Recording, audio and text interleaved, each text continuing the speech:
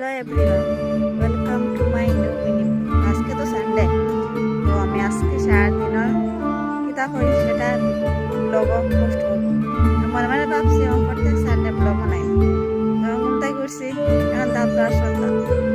পুরো ভিডিওটা দেখিও, আজকে আমি পুরো সানডে ব্লগ পোস্ট করবো।